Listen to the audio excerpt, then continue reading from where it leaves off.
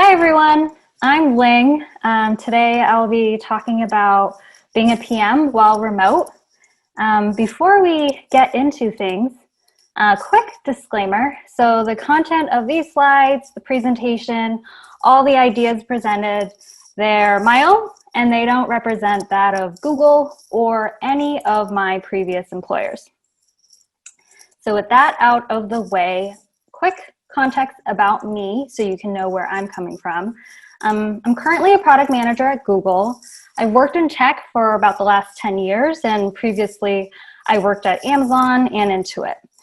And I joined the Google education team right when COVID was starting to happen and work from home occurred for Google. So I'll talk a little bit about what it's like also to onboard to a new team and into a space that is changing very rapidly, such as education is. And Google uses mostly Google tools internally. So this won't be a presentation where I recommend a lot of remote work or collaboration tools, because most of what we use are G Suite tools. So if you're looking for that, this isn't that kind of presentation. So as I mentioned, I joined a new team in April, and we had started work from home in the March timeframe. And so onboarding to a new team, which isn't specific to product managers, is really difficult and challenging to do while remote. And the key thing you are trying to do when you onboard to a new team is you're trying to gain trust of the team so that they trust your decision making and your executional capabilities. And so what actions do you need to take to gain trust? The two main areas, I think, in terms of concrete actions are around meeting people on the team and understanding how things work.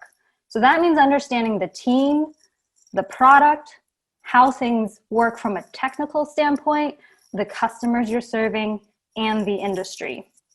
So in the bucket of meeting people, when you are in the office and you're in person, this is spontaneous. You get to know each other by grabbing lunch or a snack. It's very casual, and you bump into people. You see when they might have a free moment at their desk, and you can just get to know them. Now that's much more difficult while virtual, because you don't have that context about where people are physically in their day.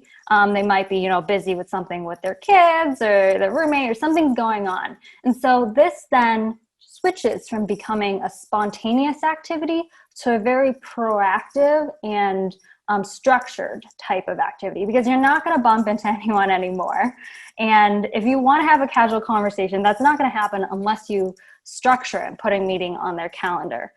Pings and chats are not the best way to meet people, in my opinion. So very much the concrete actions are getting to know each other, one-on-ones, 30-minute calendar sessions that are scheduled in advance so people know that this is coming. And we've also tried virtual lunches. This doesn't really work well with more than maybe 5 people, because you still can only have one person talking at once, but calendar invites where people actually are preparing lunch, eating lunch, and kind of chit-chatting to replicate what it would be like in person.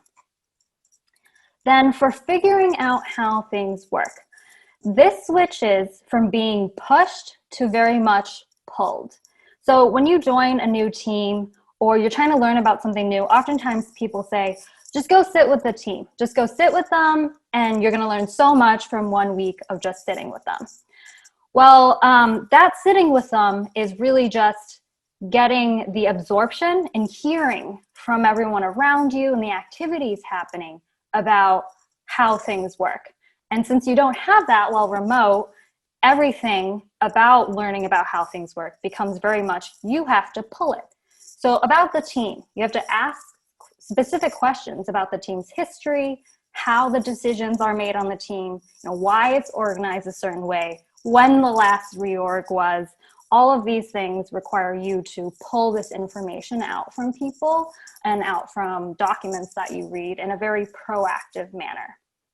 For the product itself, this is not that different from when you are in person, which is you're actively trying to use the product, understand it, filing bugs.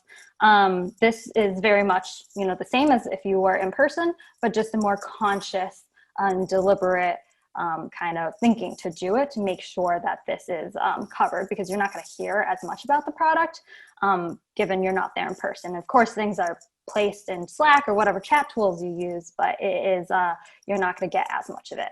For technical architecture, this is something when you join a new team as a PM, you oftentimes will sit down with the engineering leads. They will draw out the technical architecture, go step by step. You will ask questions. And that's how you learn a lot about how things are built. When you are virtual, that is much harder to do in a virtual setting. Of course, there are Jamboards and you can use that, but oftentimes the tech gets in the way and it's very time consuming for the other people who have to explain it to you and to everybody else who joins the team. So here it's like reading, watching if this type of technical architecture was previously recorded, commenting via the digital comment tools, reading more, commenting. That's the loop I recommend for learning about the technical architecture in a way that is efficient for everybody involved. Learning about the customer, that is, if in some teams there are user research sessions that are happening that you can just watch and make sure you're part of. Other times the PMs are doing it themselves. I would watch and kind of learn about all the previous customer research that has been done.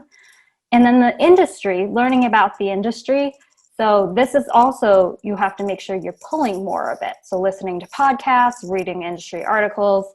Oftentimes teams have a chat room where a lot of these industry articles are being posted to, or an email alias where this is being posted to.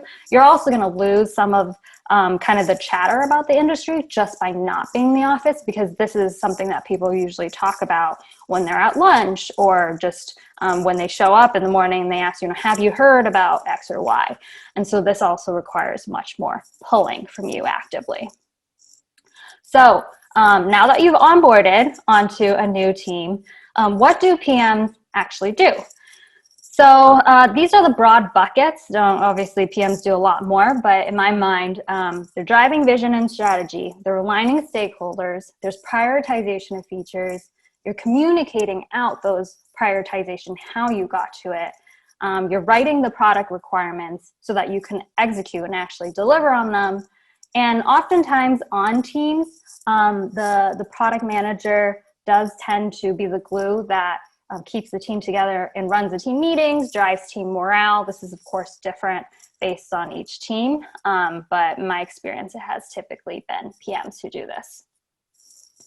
So for driving vision and strategy and aligning stakeholders, when you're in the office, you're at the very beginning of trying to figure out what it is to build. Oftentimes you're doing in-person design sprints. This is engaging. People have the tactile feedback of whatever tools, physical tools they're using, like Post-its or whatever they're touching and feeling in person. And so they can be really engaged and present. You're also getting the real-time feedback about the ideas. You're getting the facial expressions and you're feeling the vibe and energy. While remote, this is harder. Trying to do a virtual design sprint is definitely harder because of the just everyone not physically being in the same place. And you kind of have to pull for ideas, making sure people's cameras are on, being active during chat during the sprint if there's a lot of ideas going on and not just kind of one way with one person talking. I did say that I wasn't going to recommend a ton of tools. This is one that we have used that I do recommend, Mural, which is a tool that allows you to do virtual design sprints in as close to an in-person sprint as possible. So everything from the Post-its, stickies, the voting, kind of the ordering and the structure of all that, it's all built in. We used it for a sprint of about up to 15 people, and it worked very well for serving those needs. For the sprints in general, being just aware that there's going to be a lot more unseen distractions when you have these remote types of meetings is important. Like, they're going to be pings and chats and emails, social media, online shopping, home life, all that could be happening on the screens that you can't see. And that's unlikely to happen when you're in person, because people are, they kind of have the accountability of being in that physical room. So you're also not going to have the nonverbal cues that, unless you're looking at everyone's faces, but still important to keep people's, cameras on. And it's just generally a little bit harder to generate excitement of it. So making sure you keep this sprint contained, short. So like anything over 2 hours is likely going to be overkill. You're not going to be able to keep people's attentions, and that the activities are contained to little 5-minute activities, so that people have their brains like tuned in to the current conversation and are actively participating in something. So the reason why Mural, I think, is great is because it is very collaborative and everyone can get into the same digital workspace and be doing things. So they're actively contributing, and chunking that up into little bits and pieces is one way that you can keep everyone engaged and bought in, so they're not just listening. Then the other part about driving the vision and kind of aligning stakeholders is PMs are aligning people horizontally. So that's like what you do in the design sprints. You're aligning different functions within the team. But PMs also align people vertically. So PMs are aligning, what your director, your VP, your senior vice president, whoever, who in senior leadership positions, what their visions are, along with what is happening kind of on the ground. And it's unlikely, that the more senior leaders are going to participate in detail to the day-to-day, but it's important to also incorporate what they think, and to also give them feedback on what you think and what the team thinks. And so Satya Nadella, CEO of Microsoft, he said, what he misses most about in-person physical meetings is the 2 minutes before and after. And in those 2 minutes, that's when you get a pulse check of how people actually feel, what's going on the ground. You have that opportunity to share. You also have the opportunity to get that from the senior leaders, find out what's on, their minds. That is going to be harder to do while virtual, because you can't get half an hour with all of these people. So instead, what I think makes sense is frequent, short communication and very direct alignment discussions. Like, are you aligned on X or Y? Communicated via, either a very short meeting or through a chat or email. So that's, I think, one way that you can kind of continue to get replicate the face-to-face time with the stakeholders vertically as well. So for prioritizing and communicating decisions, this is where, if your program management, which at Google we define program management as the skill set or the function that determines when things are done and how they're done, and does a lot of the communication. So if you can get your program management skills really robust, this is one area where I think, while remote, it's about the same in terms of difficulty, and you can have about the same outcomes if you excel at program management. So when you're in the office, you're doing quarterly planning, you're using a lot of digital tools already. You're probably using Kanban boards, digital documents to kind of structure what you're working on next quarter, next year, and you're changing that around. And you're communicating that via team meeting that is probably in person, but also through emails, documents, that's outlining why you made the decisions, what the decisions were. And while you're remote, you're doing all those same things, but now you just have an even heavier reliance on the digital tools. So keeping any of that up to date is now key. And then also communicating that to the team while you're in a virtual setting is also very important. One thing that I've noticed is that the feeling of FOMO is stronger, even stronger. People have, fear of missing out, FOMO, when you're in person, but that fear is even stronger when virtual. And so making decisions and communicating that out to a broader group is going to be very key and important. So one example is that we had made a decision amongst maybe 4 or 5 people about changing the grouping or the categorization of one of the projects that we were working on recently at Google. And we kind of just told everybody else who was working on it that this was like the change that had happened. And it didn't change things like that dramatically in terms of how the project was going to go. But for people who weren't a part of that decision, it really made them feel like they were cut out of the loop and just, didn't have an opportunity to voice their opinions and kind of be a part of that decision-making process. So one tactical way to do this better would be you can have your smaller chat like discussions, because it is going to be easier to make them faster, but avoiding as much back channeling and one-on-one decisions as possible, and then posting those decisions into a more public forum so that everyone can kind of have their say before you finalize the decision will make it a lot better for how you communicate and prioritize.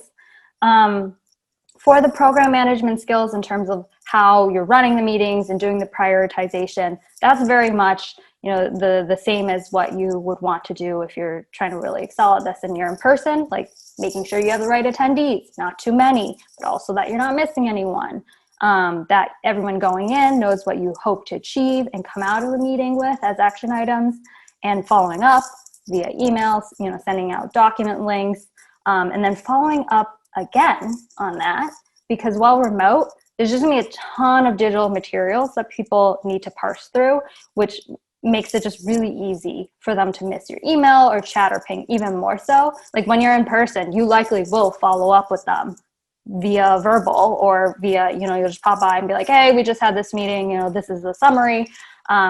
Being able to replicate that in a digital type of space is going to be important. Otherwise, things will just get lost. So then for the portion about writing product requirements, doing user experience research and execution, I think this is a little bit more difficult while remote. So certainly not equivalent, not the same, but there are things that I think can make it a little bit easier. So when you're in the office, it's much faster to get that feedback from the different stakeholders and meetings about how things are going. You can do kind of the research, the non-UXR research is mostly done online anyways, and you're writing the documentation digitally. The difference is that when you're in person, if things are having issues with execution, you can kind of just like chat about that and resolve and then move forward. PM, one of your main jobs is kind of to figure out what is the right product, unblock people who might be stuck, and kind of align between different functions. This just requires more succinct and clear communication often. So it doesn't mean more meetings. We certainly had a few work streams where people felt like we had a ton of meetings, but we also still felt like we weren't communicating. So to me, what this means to do this well is to communicate succinctly, often and clearly. So very short communications that just get to the point and sticking to kind of whatever process you have chosen, and not like spinning up and choosing new processes all the time. And then one area that I do think is much harder done is user experience research.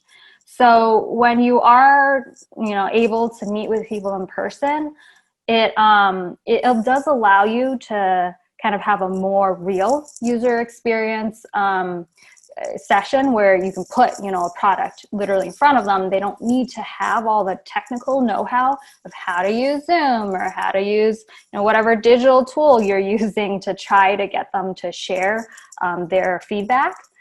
On the flip side, with user experience research done wholly remotely, you do get to reach a wider swath of participants in terms of geographic distribution. So that's great.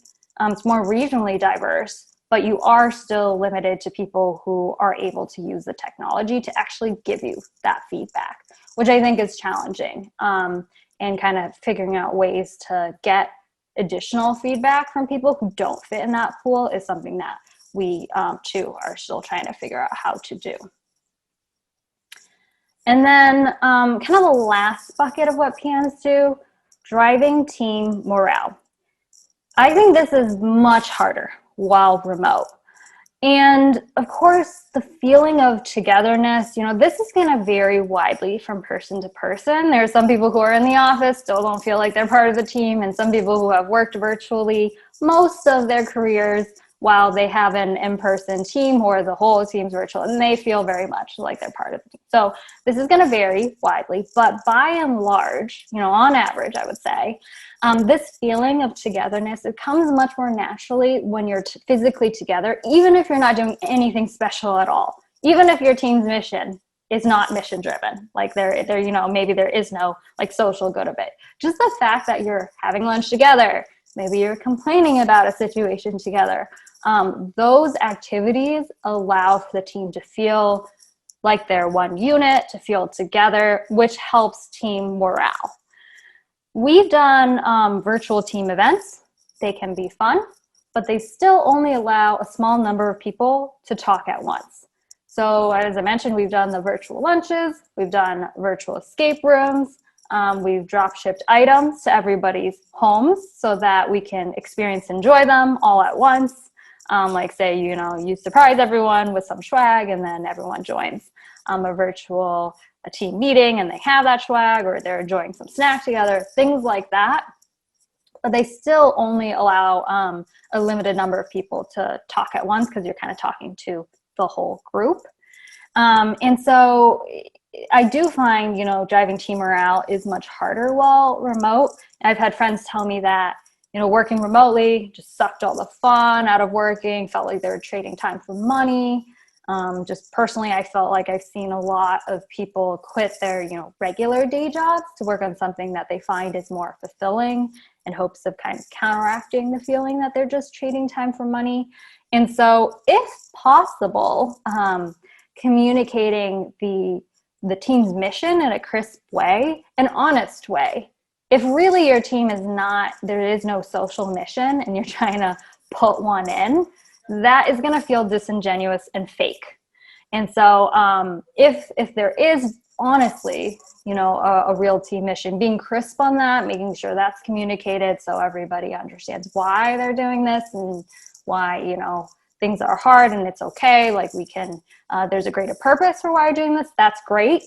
And we also, of course, celebratory moments for the team, virtual parties if possible, and written types of congratulations that they can reference later for if they're doing performance reviews. Those are going to be helpful. But of all of the buckets, I do think driving team morale is hard for anyone of any function. And so this is certainly something that we are trying to get better at as well at Google. Then, so in summary, I think, it's definitely harder working remote. I think as product managers, you have an opportunity to kind of rise up and distinguish yourself given the current situation. So that involves, recognizing what the situation is for individuals on your team and, how things ended up the way it was.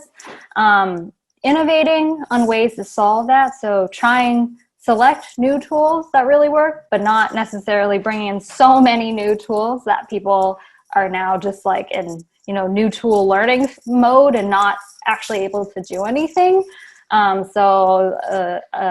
Just being really conscious of that. Speaking out often and clearly as well so that people can kind of all get on the same page, know where you're coming from, where your senior leaders are coming from. Your senior leaders can understand where your team is. And then embracing the situation because we probably will have to do this for quite some time. And so they're just making the best of the situations all you can do. And kind of as the the cheerleader for the team or the backbone as a PM, embracing the situation, making the best of it is the most of what you can do. And then a few other quick tips. Don't take things personally and always assume the best intent.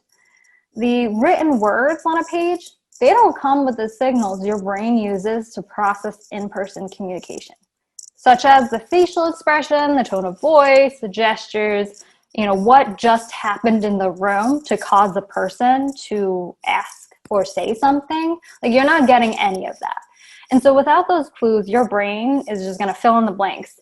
And more often than not, humans are going to fill in the blanks with a negative interpretation of the written message.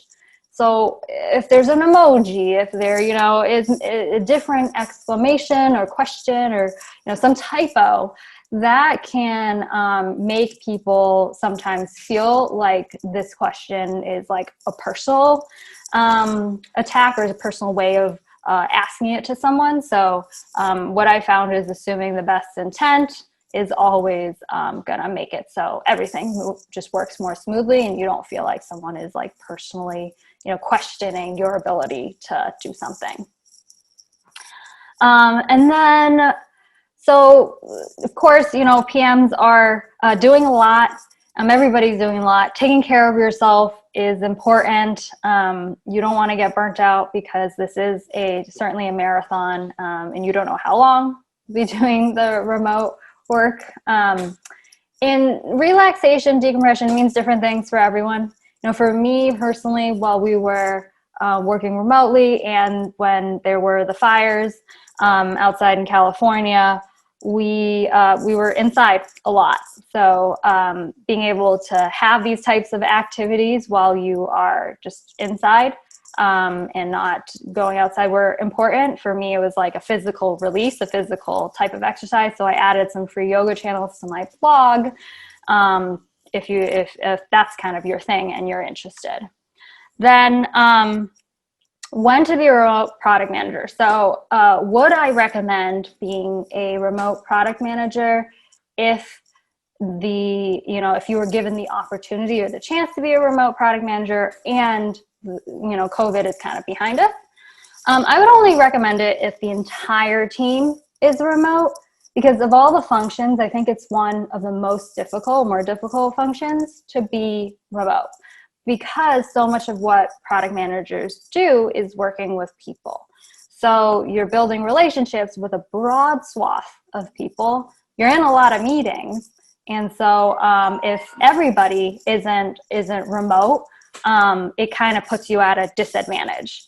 And so this would be the kind of, while you have to be remote, try to make the best of it and try to make your role as a PM as effective as possible. But when given the opportunity to go back in person, my recommendation personally would be to go back if other people are going back to the office, to make sure you can kind of continue to be the center and the glue of the team and be really a driving force.